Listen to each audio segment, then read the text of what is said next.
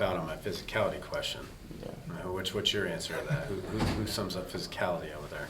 I agree with him. All 11. We're trying to get all 11 hats to the ball for sure.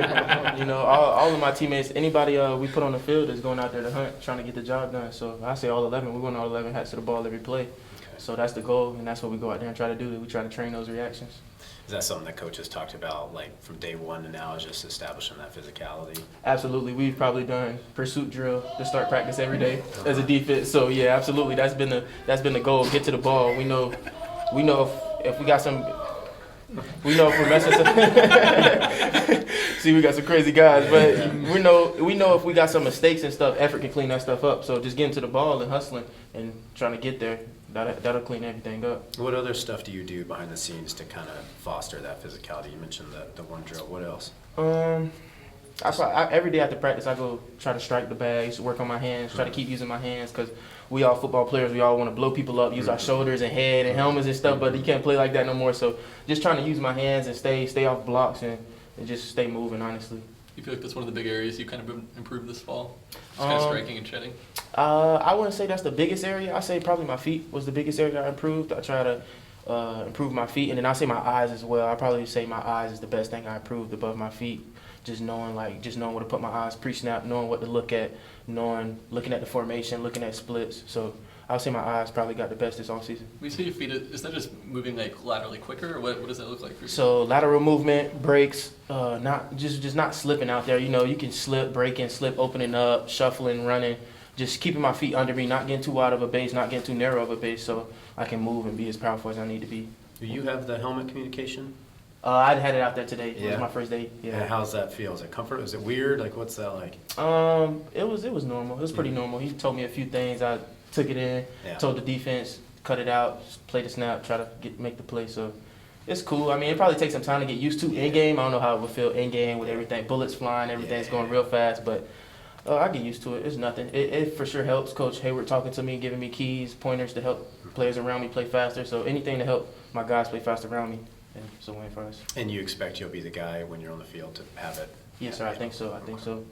With a team that throws the ball as much as Idaho State, at your position, like what's your main responsibility? What are you keeping in mind?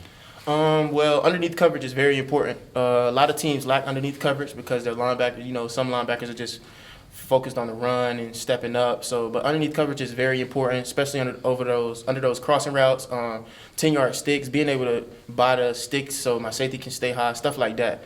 But yeah. Is that a responsibility you feel really comfortable with? Yeah, for sure. I feel good in coverage. Like I said, my eyes have got better. My feet has gotten better. So those two things alone help you, and then everything else plays into play. I recognize the formation, try to get an idea of what they're doing, stuff like that. Samisi brought up everyone talking about wanting to be the first one to get a tackle. Who's your bet? Me. Yeah, we've been talking about that for sure. That's the competitive part about this team that I like. We've been talking, and yeah, I got my money on me. I'm hunting. I'm coming out hunting for sure. You've talked about the physical improvements you've made, but mentally, how different of a player do you feel than say back in the Sun Bowl? Mentally, I feel like I'm in a whole different space. Mentally, honestly, trying to step into this leadership role, trying to get my guys to go because coaches told me the team will go as I go. So if I come out flat, then my guys will come out flat. So I just kind of try to come out on fire for my work. Just try to go. Just try to get them to go. Because I know every day is not going to be, sunshine. Every day you're not going to want to do this. But we got to go. We got a job to do. So just trying to be that guy. What would you say is the biggest difference between Coach Bray's defense and Coach Hayward's defense? Biggest difference? I won't really say there's too much of a difference, honestly. Two different coaching styles, of course. But it's similar, still in the same family tree. I wouldn't say it's too much different, just two different coaching styles. And even there, it's not too much different, as I can tell you. Like, we started every day with pursuit. Like, we're going to get to the ball, we're going to hustle, we're going to play. So, yeah, not too much difference there. You guys trust takeaways a lot? What do you mean by trust? Stressed. So, Oh, you guys stress. practice and talk about and work on takeaways. Is that a Right. big We do emphasis? stress takeaways. We've been stressing that since the spring. Okay. I remember one day we came out, Coach told us he wanted us to get 4 turnovers. We're like, oh, shit. Hey, we're going to go get them, get the 4 turnovers. But, yeah, we're stressing turnovers. Anytime we can get the ball back to the offense, we know we got a good chance to win the game. So we're just trying to hunt for the ball. The ball is the program. We preach that. So, yeah, we're trying to get the ball. Is there anything coach does to recognize turnovers? Do you guys talk about them the next day watching film, or does he like hand anything out, or is it just? It'll probably be in the plays that cause winning clips. Okay. So yeah, if you get a turnover, we'll probably watch it in film, Yeah, and yeah. then we got the chainsaw. But other than that, shit, good job for doing your job. Did you get to 4 that one day in practice? Um, Whenever that was in the spring, you said the goal was to get 4. I did not get one that day. No. I did not. I got Did one in the- the spring though. I did get a Okay, pick, yeah. but not that day. Are any of the younger guys or anybody on the team in general, have they kind of surprised you with how disruptive they are in the sense of kind of getting those turnovers this fall? Yeah, we got a lot of young guys, especially in my room. Dexter Foster. I mean, kid's an animal. 6'3". He can move real well. He's young, but he makes those freshman mistakes sometimes, but not too often. So that's something you want to see. So he's for sure a good young guy. We got Shamar on the edge. He's a good young guy that's playing. He came in and surprised me. Good movement. Zakai, he hasn't played that much, but Zakai is also a good young guy that we have.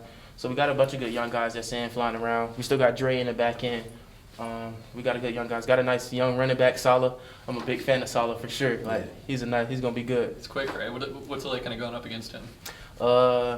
Not fun. He's real fast. It's not fun going up against a fast back. Real explosive, agile. He's a nice back for sure. Take away your competitive, I'm going to dominate this guy. If there's one running back coming at you in a one-on-one on this team, who's the last guy you want to face? Last guy, I don't see a guy I don't want to face. Yeah. I don't see a guy I don't want to face. But no, we got some backs that run hard. Jam runs it hard. I mean, he's probably the reason I got on this shoulder brace right now. But Jam runs the ball hard. Hank definitely runs the ball hard. We got some strong backs for sure. They're getting north and south. So those are good things I like to see. They're hitting the holes hard. They're not scared of contact, trying to run through people, but still elusive at the same time. So they get to the end zone. Was there a moment where you found yourself in the B gap and Saladin was in front of you and you realized he's really got it, or what was Yeah, kind of actually, moment? it was actually one in camp. I had him in the hole. I kind of dropped my head, and he gave me a little, and I was like, yeah, okay, young guy's nice for sure. But yeah, he's nice. I've been watching him. Very explosive, very fast. I didn't know he was that fast, but kid's real fast. Idaho State has multiple quarterbacks that could line up. How much time do you spend concerned about that, or is it more focused on just what you guys are doing on your side of the ball? Yeah, we focus on that for sure because one quarterback might like to do something and the other one likes to do something. So studying tendencies and studying formation recognition, personnel as well, that'll help you play faster and know what play is coming. Because sometimes you might have a throwing quarterback, sometimes you might have a running quarterback, sometimes you might have a quarterback that likes to sit in the pocket, so just paying attention to those things when you watch film will help you play faster. 2 quarterbacks is not too unusual. 4's pushing it. 4 is pushing it. 4 is definitely pushing it. But those are things you just, you feel out as you get in the game. You just try to stick to your rules and play ball, not try to think too much about it.